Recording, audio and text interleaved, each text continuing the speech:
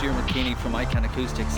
I'm just at the side of an absorptive roadside barrier. Now you see these all over the country where you have an absorptive layer introduced into the barrier.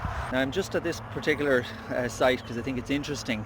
If you look at this barrier, for example, and you look down close, you can see that there's mineral wool has been installed inside that. It's probably roughly about either 50 to 75 mil thick, but essentially then it's covered with a lining. Now the trouble is these linings are not UV resistant. For example, if you look at this lining, I can push my finger through it and penetrate that lining without any difficulty at all.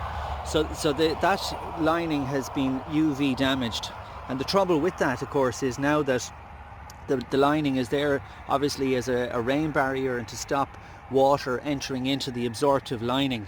And the absorptive lining, when it's wet, for example, it doesn't absorb particularly well. The second issue, of course, is shedding.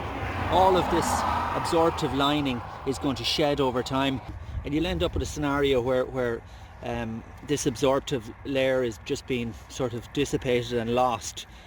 So again, with the roadside barrier, in order for it to be an effective noise mitigation measure, it needs to also be sustainable and it needs to be maintained.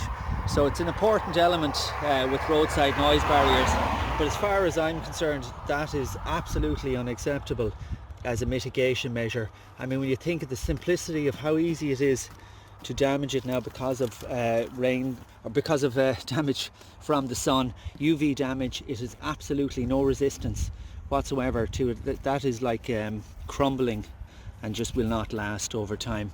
So hopefully that's of use, explaining a little bit about absorptive roadside barriers.